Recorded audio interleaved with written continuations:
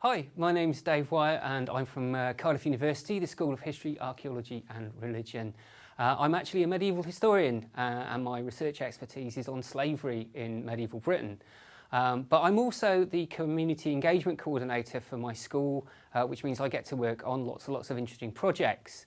And perhaps one of the most interesting and exciting I've had the pleasure of working on is the one that we're working on at the moment, which is called the Careau and Ely Rediscovering Heritage Project. Haha! And Careau and Ely Rediscovering Heritage Project is a community-led project which is focused on looking at a particular Iron Age hill fort in one of the most deprived areas of Cardiff. The hill fort itself is a remarkable site. It's enormous, but you can't really see it from the road because it's all covered in trees.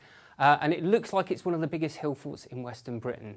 It's right by the location of a Roman villa, so there seems to have been, it may have been a stronghold of the Silurian tribe who fought against the Romans.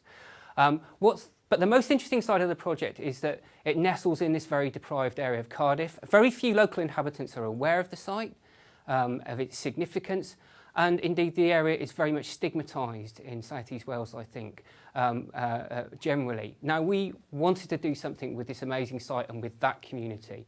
And so we spent quite a long time building partnerships in that community with local schools and with communities first groups there in order to find out what we could do that would help those communities. And the two key things that came out were to change that stigmatised nature of that location, but also to, if you like, provide educational opportunities at lots of levels for children, for adults, and to, if you like, engage people in a more in a sense of place that will bring communities together. And that's interesting because Iron Age hill forts, it's thought, were actually created to bring communities together as much as they were about defence. So there's some interesting subtexts with this project, not least because this particular location was a power centre for the whole of South East Wales. That power centre shifted to Cardiff Centre, but of course now it's one of the most deprived areas. And again, that's something we want to think about and to challenge.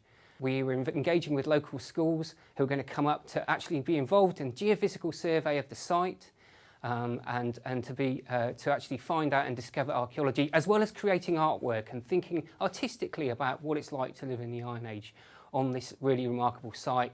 They will produce an exhibition which will go to the National Museum of Wales, and we hope this will actually show lots of other communities how, if we can work in this area, this really deprived area, with this range of really engaged and exciting people, that we could work with any other communities perhaps in similar projects, no matter how small or large as this one inevitably will be.